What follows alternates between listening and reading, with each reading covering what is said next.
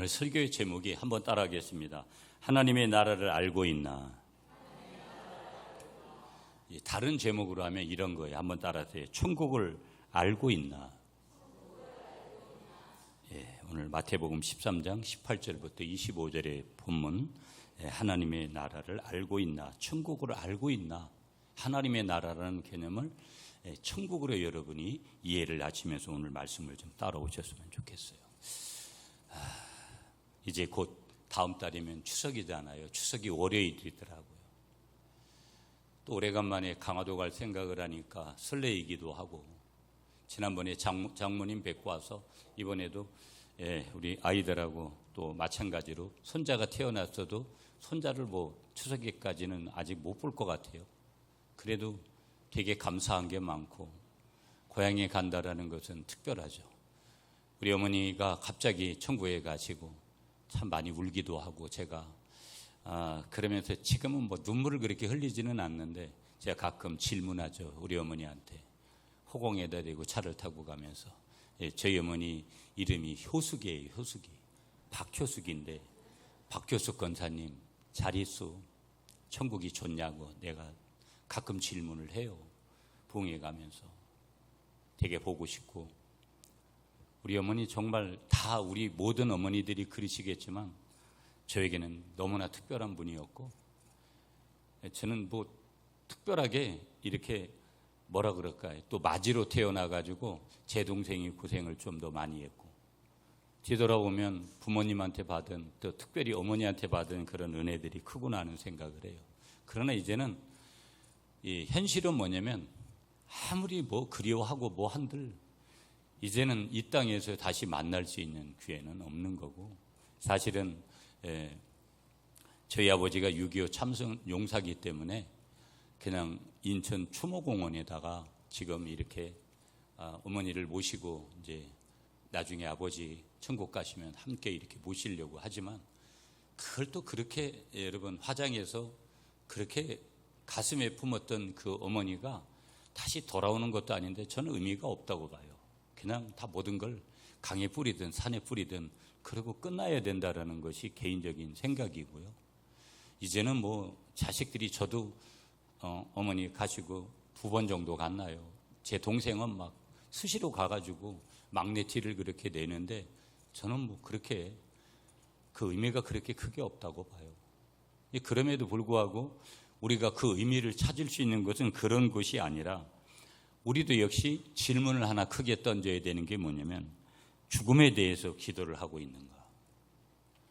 많은 사람들은요, 죽기 싫어하고, 죽음은 다른 사람들, 여러분 병원에 가보세요. 지금도 생사를 이제 금방 통보를 받고, 어떤 때는 여러분 그러잖아요. 내가 회사에 검진 받다가 통보를 받아가지고 큰 병원에 가보시라고 그래가지고 몇 개월 안 남는 그런 인생들도 있고, 정말 우연하게 그렇게 질병을 발견하는 일들이. 그러니까 내가 환자복을 입는 거와 벗는 것은 종이 한 장 차이일 뿐이지 아무 차이가 없어요.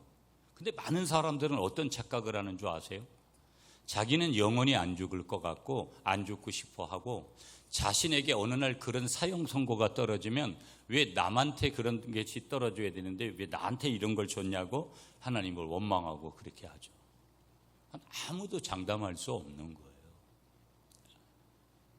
첫 질문이, 제가 설교를 준비하면서 죽음에 대해서 기도하는가?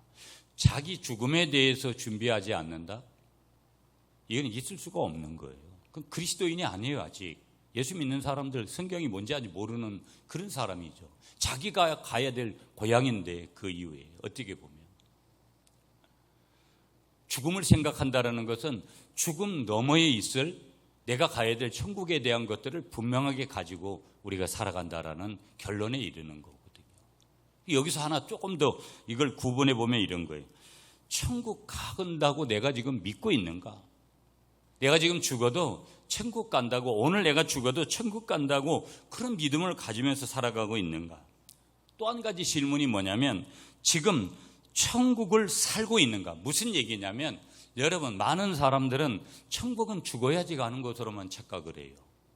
하나님의 나라라는 이 큰 틀은 예수 그리스도가 이 땅에 오심으로 말미암아서 예수 그리스도의 십자가 사건을 통해서 제사장 나라가 여러분 그 성경의 역사로 보면 하나님 나라로 바뀌어지는 그런 역사가 이루어졌는데, 그러니까 예수님이 이 땅에 하나님 되신 그분이 이 땅에 오신 사건이라는 것은 특별한 사건인 거예요. 아주 우리에게는 엄청난 선물을 가져다 주는 그 사건이 예수님께서 성육신 인카네이션 하시고 이 땅에 오셔서 나의 죄와 나의 구원을 위해서 십자가를 져주신 그 사건이에요.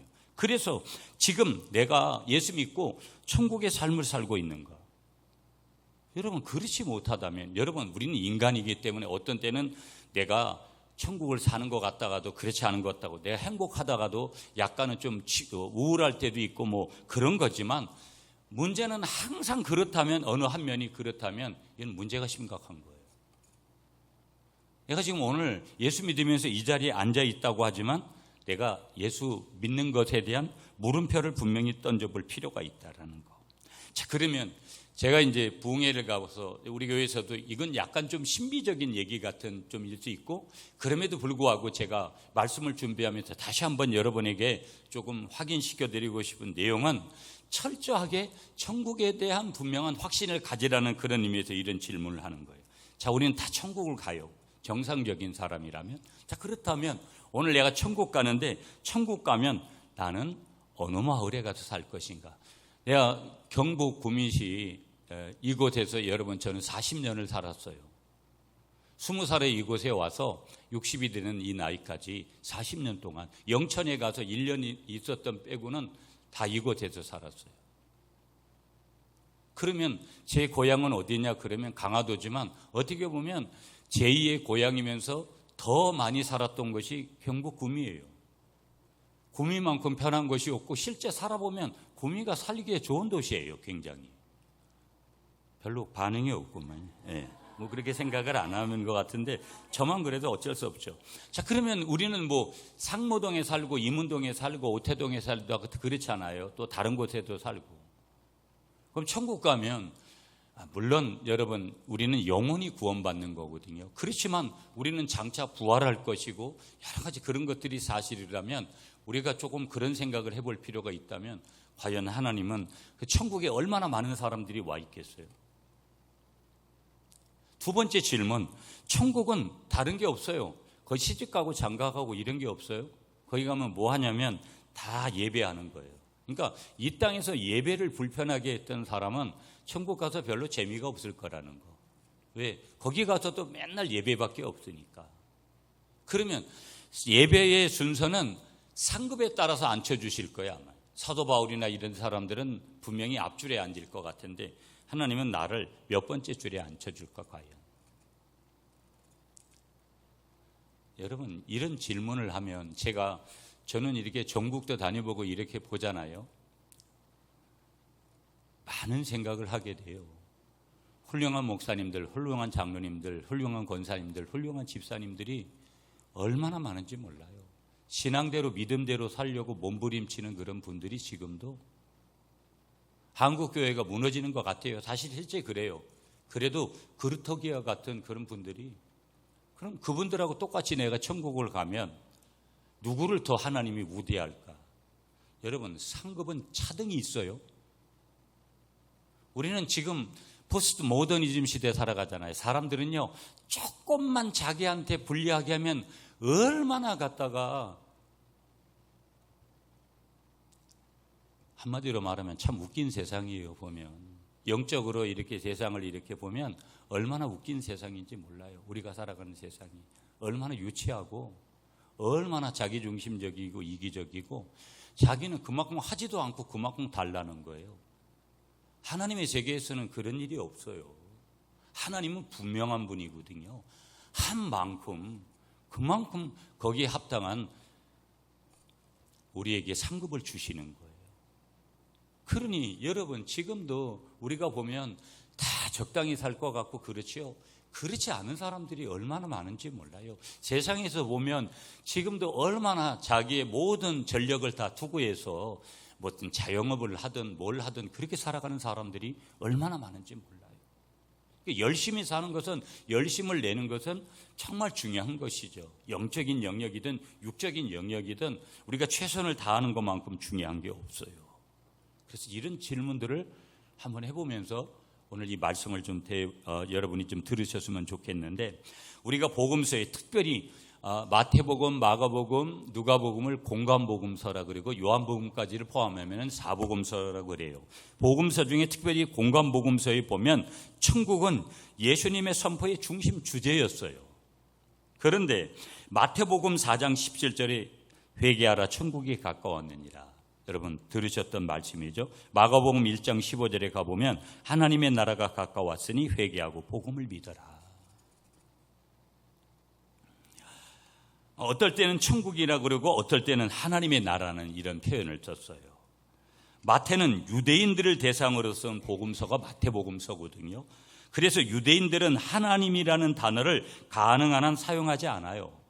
그래서 하늘나라, 천국 이런 용어들을 쓴 거예요. 그러나 반대로 마가복음이나 누가복음은 하늘나라가 아니라 하나님의 나라, 하나님의 나라가 이방인들에겐 훨씬 더 어떻게 받아들여야되면 어떻게 보면 지성적으로 그렇게 받아졌을 거라는 거예요. 그리고 이방인들에게 하늘은 오히려 반대의 개념, 마귀의 개념, 귀신의 개념 이런 것으로 어떻게 보면 받아들여지는 그런 곳이었을 거라는 거예요. 그러므로 마가복음의 16번, 누가복음의 32번에 대해서 하나님의 나라라는 말이 48번이나 성경을 읽다 보면 등장을 해요. 천국이란 말이 거기에는 마가복음, 누가복음에는 천국이라는 단어가 한 번도 나오지를 않아요. 그런 용어를 쓰지 않아요. 하나님의 나라라는 용어를 주로 쓰는 거예요. 마태복음에 보면 3번만 하나님의 나라로 기록을 하고 있고요. 30회 이상 마태는 유대인들을 대상으로 썼기 때문에 30회 이상 뭐라고 하나님의 나라는 용어를 쓰지 않고 천국이라는 용어를 써요. 자, 그러면 여러분 하나님의 나라와 천국이라는 개념은 뭐 이렇게 썼든 저렇게 썼든 오늘 말씀의 핵심은 동일한 단어다 이렇게 생각을 하고 여러분들이 한번 말씀을 따라오시면 훨씬 중요할 거예요. 여러분 오늘 국가가 있는데 저와 여러분들이 살아가고 있는 대한민국이라는 국가가 있는데 국가는 3대 요소로 구성이 돼요.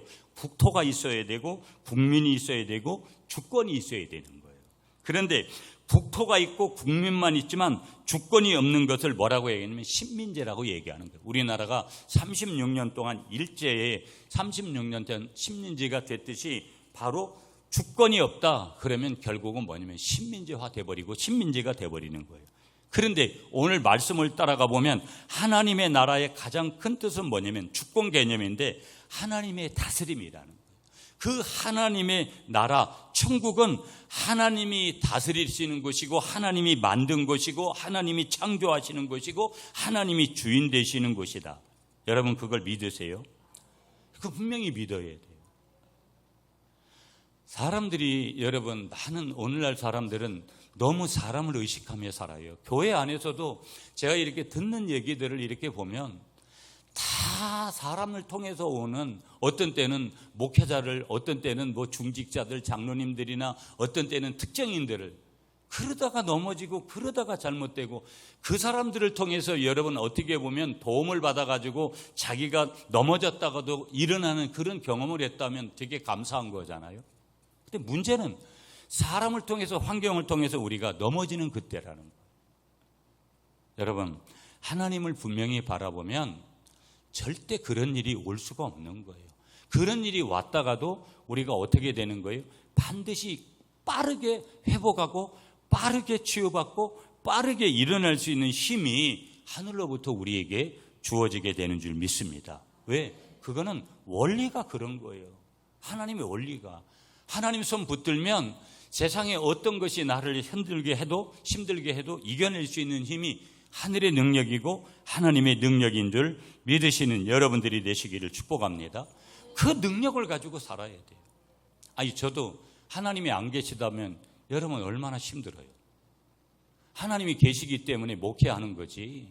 여러분 이 갈릴리 공동체 안에서 내가 힘을 낼 수 있는 것은 저분이 계시기 때문이지 여러분 때문에 제가 힘을 낼 때도 있지만 여러분 때문에 힘을 못 내고 되는 그런 때도 있어요.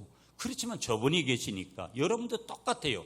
교회를 섬기든지 직장 생활을 하든지 사회 생활을 하든지 부부도 마찬가지잖아요. 항상 좋을 리 없고 부모 자식 간에도. 그러나 다시 일어날 수 있는 그리스도인의 힘은 하나님의 은혜의 능력인 줄 믿습니다. 그 손 붙들면 여러분 우리가 그 손의 옷자락을 만져도 여러분 12의 혈루증 앓았던 여인이 치유를 받는데 그분의 능력 있는 손을 붙들고 가는 여러분들이 되시기를 간절히 축복합니다. 자, 오늘 예수님은 비유로 말씀하세요. 왜 예수님께서는 비유를 쓰셨느냐? 예수님이 비유를 쓰신 목적은 한 서너 가지가 있는데 첫째는 듣는 사람들이 잘 알 수 있도록 하기 위해서. 그 듣는 사람이 대상이 누구겠어요? 할례 받은 사람, 세례 받은 사람, 예수 믿는 사람, 성령 받은 사람이니까 성령님께서 성령 하나님께서 말씀하시면 그 사람들이 알아듣는 거예요. 비유로 해도. 듣는 사람들이 잘 알 수 있도록 하기 위해서 비유로 말씀하신 거예요. 두 번째는요. 두 번째 목적이 뭐냐면 들어도 깨닫지 못하도록 하기 위해서. 그러니까 들어야 될 사람만 듣고 듣지 않아야 될 사람은 듣지 못하도록 그렇게 만들기 위해서 비유로 말씀하셨다라는 거예요. 세 번째 예수님께서 비유로 오늘 말씀하시는 목적이 뭐냐? 어떤 의미에서는 여러분 재미있게 전하기 위해서 그렇게 지금 하신 비유로 말씀하시는 그런 내용들도 있는 거예요. 그러니까 진리라는 것은 어떤 거냐면 여러분 진리라는 거, 말씀이라는 거, 여러분 성경도 창세기, 출애굽기, 레위기 가다가 레위기 가면은 시험 든다 이런 얘기하지만 실제 그런 거 아니에요.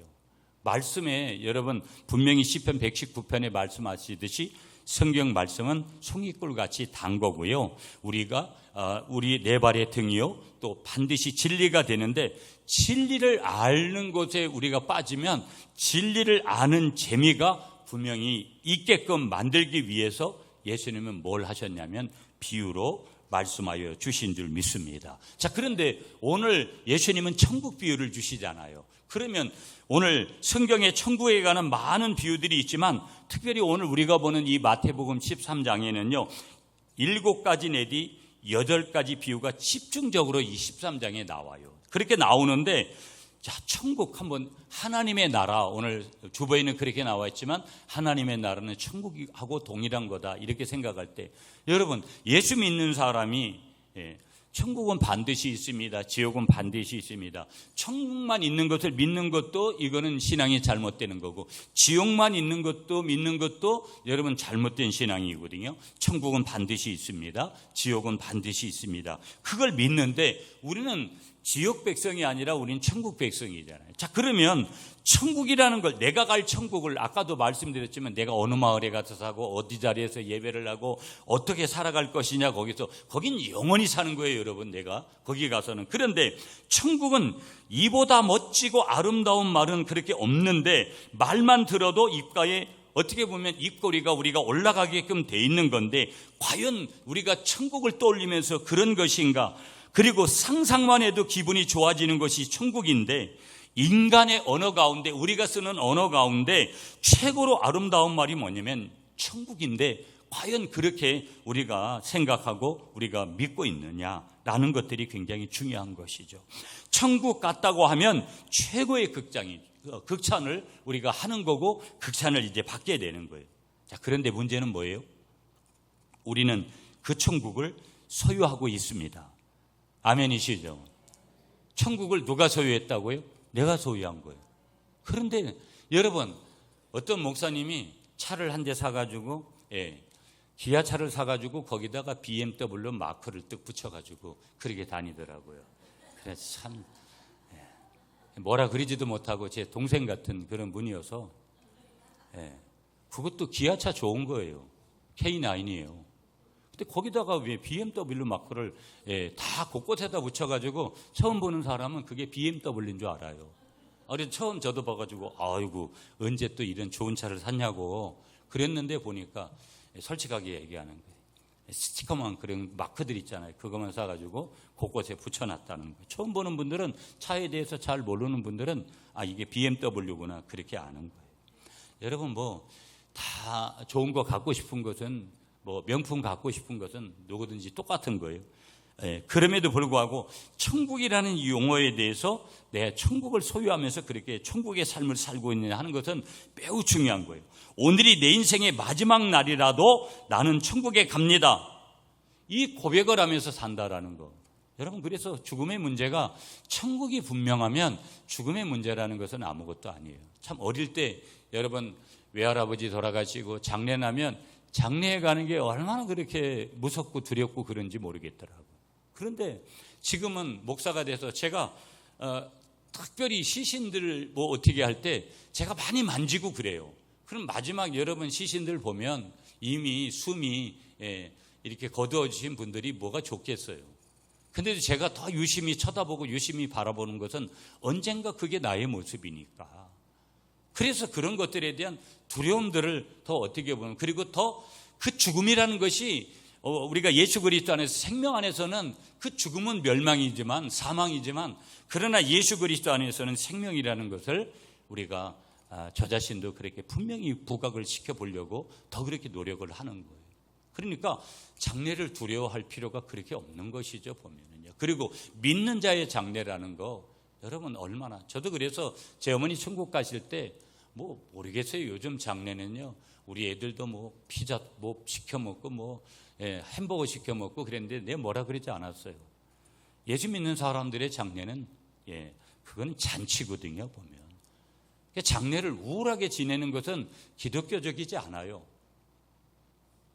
그게 나이가 어떻게 됐든 몇 세에 돌아가셨든 그게 되게 중요하지 않아요. 하나님 부르시면 가는 거기 때문에. 그래서 장례라는 것은 하나님 앞에 그런 감사의 의미들이 훨씬 더 이제 큰 거다라는 거. 그러므로 그리스도인의 당당함이 있고 백장이 있고 자신감이 있는 곳이 어디냐면 내가 천국을 소유했다라는 거. 지금 내가 천국을 살기 때문에 IMF를 경험했고 코로나19를 경험했고, 여러분 대한민국 경기가 어디로 갈지 모르는데 경기만 그래요? 모든 분야가 그래요. 한국교회 여러분 지금 굉장한 어떻게 보면 탄압받고 뭐 일부분에서 그런데 여러 가지 왜 정치에 가가지고 그런 일을 벌이느냐 뭐 여러 가지 삼삼오오 얘기들이 하지만 모든 것은 주님 손에 있다라는 것을 믿으시는 여러분들이 되시기를 간절히 축복합니다. 그러므로 천국에 대해서는 성경의 수학 공식처럼 딱 떨어지게 그렇게 설명되어 있지를 않아요. 무슨 얘기냐? 그래서 천국에 대해서 딱 떨어지는 설명을 갈망하는 사람들에게 수학 공식처럼 딱 떨어지게 설명하면 사람들이 신통해서 쉽게 넘어갈 거라는 거예요. 그래서 이단에 빠지게 되는 그런 경우들이 거기서 나오는 거예요. 우리 교회는 뭣도 안 하고 교회는 뭣도 없는데 여기는 너무나 쉽게 이렇게 설명을 잘해준다고. 최고의 서비스. 여러분, 교회에서 받아보지 못한 최고의 그런 그 서비스를 나를 최고로 올려주는 그곳에 그런 일들을 하는 곳이 이단이거든요. 왜? 사람은 일단 넘어뜨려야 되니까, 유혹을 해야 되니까 그 방법을 가장, 교회에서 어떤 때는 외면받고 교회에서 어떤 때는 내 자리가 없는 그럴 때가 느낄 때 얼마나 서러워져요. 그런 사람이 그런 과한 친절을 한번 받아보세요. 사람은요, 자기를 사랑해 주는 사람을 여러분 외면하지 않아요, 절대. 그것이 옳고 그르냐가 중요하지 않아요. 자기를 사랑해 줬느냐가, 자기에게 관심을 가져줬느냐가 1번이지 그게 옳고 그르냐는 그 다음 문제예요. 오늘은요, 무엇이 옳으냐 옳지 않느냐의 기준이 애매모호한 시대예요. 이 포스트 모더니즘 시대라는 이 시대가. 그러면 우리가 이런 시대 속에서 우리가 쉽게 그렇게 빠질 수 있는 거죠. 성경에 애매하게 그렇게 그런 천국에 대해서 기록을 해놨고요. 애매한 게 어떤 의미에서는 진리예요. 진리가 명확한 것 같으면 여러분 모두가 다 분명히 금방금방 알아들었을 거예요. 비유라는 것도 어떻게 보면 믿는 자들을 위한 것이라고 해도 애매모호한 거예요. 여러분 한번 성경을 읽으실 때 여러분 마태복음 13장만이 아는 것이 아니라 우리가 성경 전체를 볼 때 애매한 것을 딱 떨어지게 바꿔 설명하면 그것이 뭐가 되는 거냐면 진리가 돼야 되는데 그것이 어떤 때는 이단이에요. 성경에 모순되게 기록되었으면 모순된 것이 진리들하는 거예요. 그러니까 그 모순된 것 같은 진리를 따라가려니까 얼마나 어떤 때는 어려운지 몰라요. 논리적으로 이성적으로 갖다 맞추면 이단이 되는 것인데 예수님은 100% 하나님이고 예수님은 100% 인간이다. 이게 예수님의 신성과 인성을 완벽하게 지니고 있는데 이 논리를 쉽게 삼위일체 교리를 쉽게 여러분 받는다라는 것이 오늘 이 시대에 여러분 오늘 사람들에게는 어찌 보면 쉬울 수도 있고 굉장히 어떻게 보면 어려울 수도 있는 한 부분이라는 것. 여러분 오늘 본문이 마태복음 13장의 첫 번째 비유가 뭐냐면 씨 뿌리는 자의 비유를 말씀하고 있는 거예요.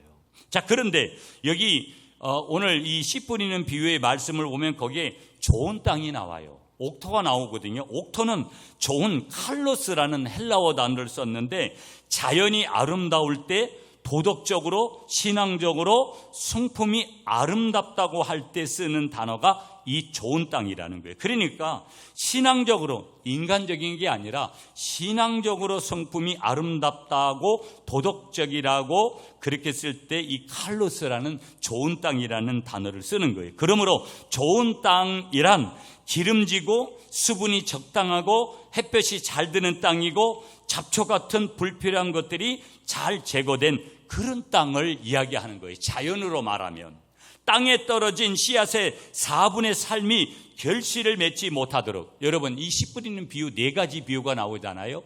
그 3가지 비유는 결국은 결실하지 못하게 만드는 거거든요. 그런데 4분의 삶이 결실을 못하도록 그렇게 해서 사라져 버렸는데 그럼에도 불구하고 옥토에 떨어진 이 4분의 1이 잃어버린 4분의 삶을 채우고도 넉넉히 남고 그것이 또 다른 밭에 떨어지는 씨앗이 될 거라는 거. 그래서 거기에서 옥토 때문에 그 옥토로 말미암아서 30배, 60배, 100배까지 자라게 나는 그런 기적이 일어나는 땅이 어떤 땅이냐면 옥토라는 거예요. 그래서 옥토밭은 그런 땅이 되어야 된다. 우리가 마음밭으로 그걸 비유하면 우리의 마음이 그런 밭이 돼야 된다 하는 것을 우리에게 말씀할 때 여러분 오늘 이 아침에 여러분들을 축복합니다. 옥토 땅과 같은 옥토와 같은 그런 마음으로 여러분들의 마음을 바꾸어 가시는 은혜 가운데 여러분들에게 그 옥토 같은 그런 마음이 생겨나시기를 주님의 이름으로 축복합니다. 이 땅에 살아가는 동안 우리가 힘을 써야 될 일들이 있는 거예요. 우리의 마음밭을 좋은 땅, 옥토로 만드는 거예요. 여러분, 내가 예수 믿은 게 여러분 뭐 몇십 년이다. 그런 거 자랑할 필요 없어요. 내가 지금 목사다, 뭐 장로다, 그런 거 자랑할 필요가 없다고요. 내가 한 사람의 하나님의 자녀로서 성도로서 내가 어떤 마음밭을 가지고 지금 살아가느냐. 마음밭이 좋으면요 모든 것들을 포용할 수 있어요. 일단은요. 근데 마음밭이 좋지 못하면 포용 능력이 굉장히 떨어져요. 굉장히 중요한 얘기를 하는 거예요. 오늘 우리의 마음밭을 그래서 어떤 경우에는 내가 가시밭과 같은 길가 같은 뭐 돌짝밭과 같은 그런 마음이 될 수 있어요. 그게 어떤 때는 유전적으로 나는 믿음의 우상이 아주 심한 집안에 태어나서 그러면 주님은 뭐라고 말씀하시냐면 그걸 옥토로 바꾸라는 거예요. 기경해라. 하나님의 은혜 가운데 그걸 하나님 앞에 그렇게 바꿔가라. 그래서 마음밭을 좋은 땅으로 옥토 같은 그런 땅으로 만드는 것이 얼마나 중요한지 몰라요. 여러분 말씀을 하나 이렇게 해도 목사님이 말씀을 잘 전해야지. 여러분 제가 보니까 우리 대한예수교단의 통합교단에 속한 목사님들은 대부분 말씀 잘 전해요. 근데 제가 순복음 목사님들 뭐 여러 교단의 목사님들하고 교제를 많이 하잖아요. 그분들도 요즘은 공부도 많이 하고 말씀도 잘 전해요. 그러니까 말씀은 동일하고 여러분 말씀이 없습니까? 여러분 뭐 유튜브에 가셔도 말씀은 홍성시대예요. 중요한 것은 그 말씀을 내 말씀으로 받고 내게 주신 레마의 말씀으로 받고 그 말씀대로 순종을 해야 거기서 역사가 일어나는데 그 말씀을 그냥 흘려가는 그런 말씀으로 그리고 말씀이 내 속에서 역사를 하지 않는데 말씀이 역사하는 밭은 옥토밖에 없는 거예요. 다른 밭은 말씀이 튕겨져 나가. 여러분 말씀을 받을 때 여러분들이 옥토와 같은 마음으로 레마의 말씀으로, 하나님의 말씀으로 그렇게 받으시는 여러분들이 되시기를 간절히 축복합니다. 그 옥토가 되어질 때 오는 복이 있는 거예요, 여러분. 하나님의 복은 무조건 그냥 아무데나 그렇게 오는 복이 아니에요. 원리가 있는 거예요. 그 옥토가 되었을 때 그때만 오는 복은 뭐냐면 어마무시한 거예요. 여러분, 내가 왜 예수 믿는데 나는 아직까지 그런 복이 안 올까? 여러분 자신을 살펴야죠. 하나님은 반드시 기복적인 복을 주시는 분이에요. 건강의 복을 주시고 자녀의 복을 주시고 물질의 복을 주시고. 물론 여러분, 우리도 지금 건강 문제 때문에 힘들어하시는 교우들이, 성도들이 계시지만 그걸 그러면 다른 쪽으로 해석하면 곤란해요. 어떤 때는 우리도 신앙생활 잘하고 있다도, 신앙이 좋아도 여러분 어느 날 내게 질병이 올 수 있는 거예요. 그 질병 속에서 우리의 신앙 고백, 어떤 때는 우리가 부자였다가 가난하게 될 수도 있는 거예요. 여러분, 내가 큰 명예를 가졌다가도 떨어질 수 있는 거예요. 자녀들에게도 문제가 있을 수 있고요. 가정에 우환이 올 수도 있는 거예요, 믿는 자들에게. 그러나 믿는 자는 달라야 된다는 거예요. 옥토와 좋은 밭은 달라야 된다는 거예요. 행동과 선택과 생각과 신앙 고백이 달라야 된다는 거예요. 아멘이시죠? 그러면 반드시 때가 되면 하나님이 또 옥토 같은 밭으로 계속하면 여러분 반드시 어마어마한 그런 복을 나에게 주시는 줄 믿습니다. 스펀지가 물을 빨아들이듯이 말씀의 씨앗이 떨어질 때마다 말씀이 잘 받아들이는 마음밭을 유지하면서 사는 것이 뭐라는 거예요? 천국인 줄 믿으시는 여러분들이 되시기를 간절히 축복합니다. 자, 그런 천국에는 세 가지 차원이 있구나 하는 것을 말씀하세요. 자, 오늘 본문에 보면 이 마태복음 13장에 씨앗에 관한 비유가 세 가지 정도 등장을 하는데, 씨 뿌리는 자의 비유, 가라지 비유, 겨자씨 비유가 그것이에요. 이 비유들을 살펴보면 천국에 대한 큰 그림이 그려지는데, 소위 천국에 세 가지 차원이 있구나 하는 것을 소개하는 거예요. 자, 구원의 문제를, 여러분 천국 가는 사람은 구원받은 사람이 가는 거니까 구원이 무엇인가를 비유적으로 설명할 때 여러분 구약의 출애굽기 사건을 들어서 설명하는 분들이 있어요. 그래서 애굽에서 이스라엘 백성들이 구출되었다, 해방되었다, 이미 자유하는 백성들이 되었다. 그래서 과거적인 구원을 설명합니다. 그 사건을 통해서. 그리고 이 과거적인 구원을 통과했을 때 광야를 여행하면서 끊임없이 싸워야 하고 갈등을 겪어야 되고 고민을 해야 되고 피를 흘려야 된다. 구원을 이루어가는 노정을 설명하면서 지금 내가 받는 현재적인 구원에 대해서 구약을 통해서 설명을 해요. 그리고 이 사람들이 언젠가 가나안 땅에, 그 이스라엘 백성들이 가나안 땅에 들어갈, 다시 말하면 미래적인 구원에 대해서 이 출애굽 사건을 통해서 설명을 하고 있는 것을 또 들어요. 그러면서 우리가 신약에 와서 복음을, 이 구원의 귀한 은혜를 한번 보면 복음을 받아들이고 예수님을 믿었다고 하는 것은 이미 사탄의 영향력을 떠난 사람인 줄 믿습니다. 성령의 사람인 줄 믿습니다. 아멘이시죠? 천국에도 이처럼 구원의, 어찌 보면 구약에서도 세 가지의 차원이 있더라는 거예요.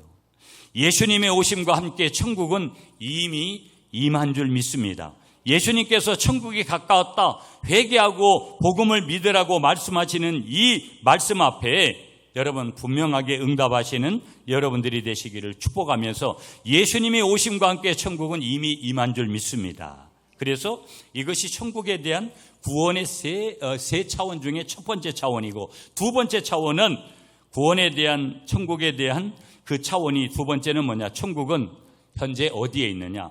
내 안에서 이루어져 가는 줄 믿습니다. 천국이 어디에 있다고요? 내 안에 있다고. 그러므로 여러분, 어떤 때는 지옥과 같은 그 마음이 내가 느껴지잖아요. 내가 왜 이럴까? 행복감이 떨어질 때가 있고 자존감이 떨어질 때가 있는 거예요. 그러나 예수 믿은 구원받은 하나 때문에 오늘 나는 내 마음이 천국이어야 될 줄 믿습니다. 천국은 현재 내 안에서 이루어지는 거다. 천국이 어디 있느냐? 내 마음속에 있는 거다. 그럼 내 마음이 천국인 사람과 내 마음이 지옥인 사람은 여러분 삶의 방식이 틀리겠죠. 생각하는 부분이나 말하는 부분이나 듣는 부분이나 마음에 품는 거나 행동하는 거나 돈 쓰는 거나 모든 것이 달라지지 않겠어요? 세 번째, 천국에도 구원의 세 차원이 있는데 세 번째 차원이 뭐냐? 천국은 추수의 때에 완성이 되는 줄 믿습니다. 마지막 추수의 때가 있어요. 예수님이 재림에 오시는 때가 있는 거예요. 우리가 예수님 재림에 오시기 전에 이미 천국을 갈 때도 있겠지만, 그러나 만약에 우리가 생전에 예수님이 재림에서 오신다면 바로 천국은 추수의 때에 완성이 되는 거다 하는 것을 오늘 이 본문의 여러 가지 가라지 비유와 여러 가지 비유를 통해서 이제 예수님께서 말씀하시는 것을 봐요. 자, 그때 우리가 질문을 해야 돼요. 가라지를 뽑을까요? 29절과 30절 한번 보시죠, 여러분. 29절 먼저 시작. 주인이 이르되 가만두라. 가라지를 뽑다가 곡식까지 뽑을까 염려하노라. 30절 여러분이 시작.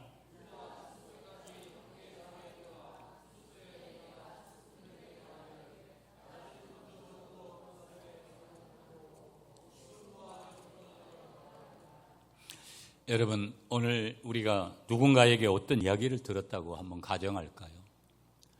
그러면 내가 무언가를 수정하고 그럴 때 그 수정해야 되지만 수정하는 것들이 참 어려워요. 뭐냐면 하나님은 기질대로 쓰시고 하나님은 열정대로 쓰시고 은사대로 쓰시고 스타일대로 쓰시거든요.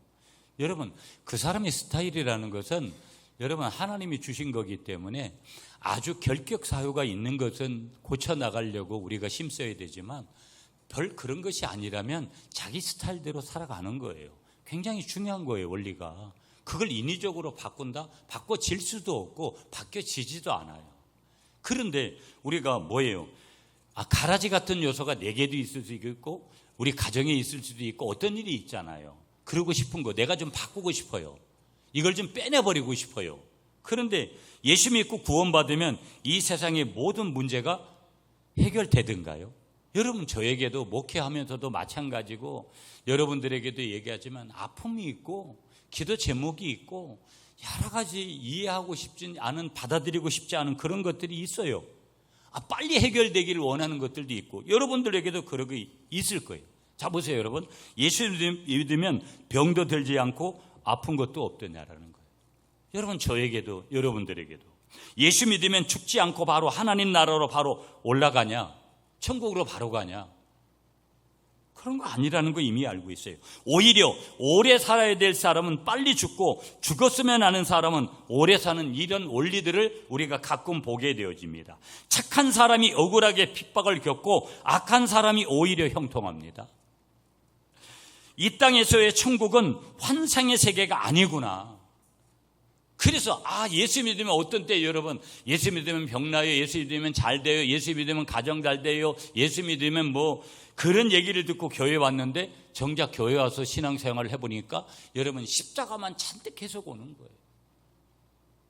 그럴 때가 얼마든지 우리가 있고 이 땅에서의 천국은 환상의 그런 세계가 아니라는 것을 우리에게 분명히 말씀하시는 줄 믿습니다. 구원받은 사람 곁에 악이 소멸되고 선만 있으면 여러분 얼마나 좋겠어요. 항상 하나님은 내 편에서 잘 되는 것만 그렇게 해주면 얼마나 좋겠냐라는 거예요. 그런데 뭐가 공존하는 거예요? 악이 공존하더라는 거예요. 여러분, 심지어 가정뿐만 아니라 직장뿐만 아니라 교회 안에서도 행복과 아픔이 공존해요. 목사도 아플 때가 있고 장로님도 권사님도 집사님도 성도도 여러분 다음 세대 중에서도 말을 안 하지만 그 아이들도 아플 때가 있는 거예요. 왜? 똑같이 인격을 가진 사람이기 때문에 그런 거예요. 우리가 살아가는 이 사회에서 기독교 국가에서도 여전히 뭐는 존재하더라, 가라지는 존재하더라, 악은 존재하더라 하는 것을 우리에게 말씀하는 거예요. 큰 한숨을 쉬면서 예수님께 정말 물어보고 싶은 심정으로 예수님, 왜 이런 현상이 오는 것인가요? 라고 그렇게 물었습니다. 그런데 여러분 27절이죠. 27절 말씀을 한번 다시 보세요. 집 주인의 종들이 와서 말하되 주여 밭에 좋은 씨를 뿌리지 아니하였나이까? 그런데 가라지가 어디서 생겼습니까? 예수님께 질문하는 거예요. 가라지가 어디서 생겼습니까? 이 질문이요, 신앙인들에게는 여러분 중요한 질문이에요. 가라지가 어디서 생겼습니까? 왜 악이 승리하는 겁니까? 왜 하나님의 백성들이 세상의 악으로 인해서 시달림을 당해야 됩니까? 나는 신앙생활 잘하고 있는데, 나 기도하고 믿음대로 살려고 하는데 왜 내게 이런 일이 생깁니까, 하나님? 그때 이 질문에 대한 예수님의 대답이 28절인 거예요. 28절 보세요. 주인이 이르되 원수가 이렇게 하였구나. 종들이 말하되 그러면 우리가 가서 이것을 뽑기를 원하나이까. 원수가 이렇게 하였구나.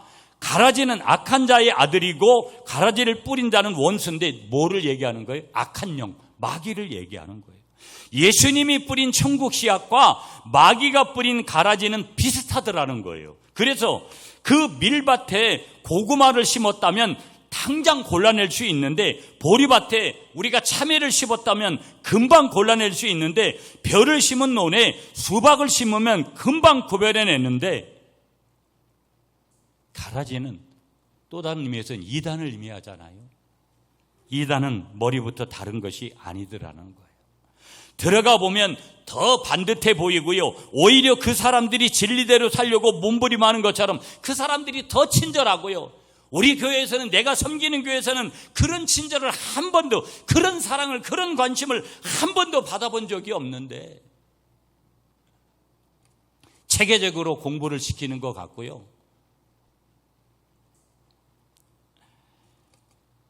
이단이라는 이 한자 용어가 여러분 다를 이자와 꼬리 단자를 썼어요. 이 무슨 얘기냐면, 한자 그대로 해석을 하면 머리는 같아요. 머리는 똑같아요. 그래서 머리는 같지만 따라가 보면 뭐가 달라진다라면 꼬리가 다르다라는 거예요.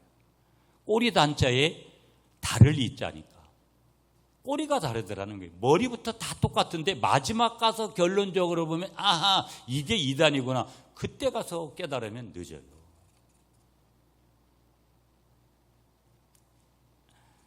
그래서 성경은 마귀는 양의 가죽을 쓴 이리떼와 같은 존재라고 우리에게 말씀하는 줄 믿으시는 여러분들이 되시기를 간절히 축복합니다. 자, 예수님이 다시 대답합니다. 둘 다 추수 때까지 자라기 둬라. 30절이에요. 여러분 30절 먼저 한번 다시 읽어주세요. 시작.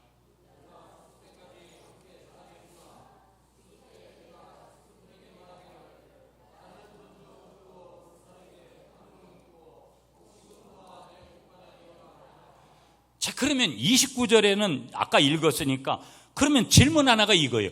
왜 추수 때까지 수라하고 그렇게 예수님 말씀하십니까? 우리가 질문하고 그때 예수님에게 직접 제자들이 질문했다면 29절에서 예수님이 답을 주시는 거예요.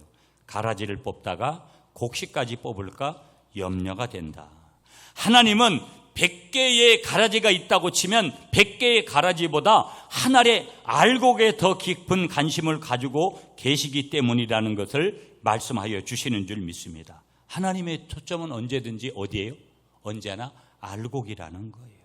비유의 핵심이 뭐냐? 그 가라지가 어떻게 생겼느냐, 그것이 뭘 하느냐, 그것이 어떻게 처리되느냐, 거기에 있지 않아요. 알곡을 하나도 잃지 않고 싶지 않은 것이 누구의 마음이라는 거예요? 하나님 아버지의 마음이고, 오늘 예수님의 마음이라는 것을, 아버지의 마음이라는 것을 표현하는 거예요. 내가 택한 백성인데, 내가 택한 백성은 하나도 잃고 싶지 않은 것이 예수님의 마음이고 하나님의 마음이고 우리 아버지의 마음이라는 것을 말씀하여 주시는 줄 믿습니다. 여러분, 오늘 제가 이 설교를 통해서 여러분에게 전하고 싶은 핵심은 천국을 여러분이 마음밭에 소유해라. 그리고 가라지와 알곡에 대한 부분, 오늘 씨 뿌리는 비유를 통해서 말씀하시는 알곡이 되라. 교회 안에서든 가정 안에서든 직장 안에서든 어디서든지 여러분이 알곡 되시는, 제가 늘 말씀드리지만 제가 대외 사역을 하고 여러 가지 하면서도 여러분, 저는 섬기러 나가지, 물론 개인 명예로 저에게 주어지는 것도 있고 교회에 주어지는 명예도 있습니다. 그렇지만 늘 여러분들한테 죄송하죠. 거기는 물질도 사용하고 제가 나가서 여러 가지 섬기러 가지, 제가 거기서 엉뚱한 것을 취하려고, 정치적인 어떤 것을 하려고 간다 그러면 저는 그런 것을 할 생각이 없어요. 여러분들도 마찬가지라는 거예요. 여러분, 가라지 되면 안 돼요. 하나님의 백성이 천국이 있어야 되고 천국을 마음에 소유하고 살아야 기쁨이 있는 거고, 여러분, 내가 무엇을 의지하며 살겠어요? 하나님이 주시는 힘으로 살면, 천국의 그 힘으로 살면 모든 걸 이길 수 있는 거예요. 교회 안에서도 어떤 사역을 하다가 여러분 넘어질 것 같은 순간이 와도 여러분 주님 바라보면 내 안에 있는 천국이 힘이 되면 그거 똑같아요. 저에게도. 여러분, 저도 힘들 때가 있다고 여러분들에게 얘기를 해요. 그렇지만 제가 또 빠르게 회복할 수 있는 게 뭔 줄 아세요? 내가 무슨 병원에 가서 무슨 영양주사를 맞고 그런다고 해서 빨리 일어나는 게 아니라 주님 앞에 서면, 주님 십자가 앞에 서면 회복이 있는 거 아니겠어요? 치유가 있는 거 아니겠어요? 그러므로 여러분의 능력은 어디로부터 오는 거예요? 주님부터 오는 거예요. 주님이 주시는 천국이 될 때, 여러분, 저와 여러분이 알곡되려고 몸부림을 칠 때, 가라지와 같은 요소들이 우리에게 올 때 절대 주님 십자가 바라보면서 여러분이 알곡되기를, 끝까지 천국 가는 그때까지 알곡되는 여러분들이 되시기를 축복하고요. 마지막 한 절 보면서 오늘 말씀을 정리해 볼까 하는데 그게 39절이에요. 39절 아까 읽지 않았죠? 39절 다 같이 시작. 가라지를 뿌린 원수는 마귀요, 추수 때는 세상 끝이요, 추수꾼은 천사들이니. 추수는 세상 끝이요, 추수꾼은 바로 천사들이 그렇게 할 것이다 하는 것을 우리에게 말씀하면서, 미래의 추수 때는 천국에 속한 자에게는 구원이 완성되는 날이라는 것을 말씀하면서, 여러분, 오늘 이 천국이라는 단어, 이 하나님의 나라는 이미 저와 여러분들에게 예수 믿는 순간에 왔는 줄 믿습니다. 이 천국을, 이 하나님의 나라를 누리시는 여러분들이 되시고요, 우리 가운데 계속 이뤄가시는 여러분들이 돼서 가라지가 아니라 알곡으로 끝까지 남아서 하나님 앞에 영광을 돌리는 여러분들이 되시기를 축복합니다.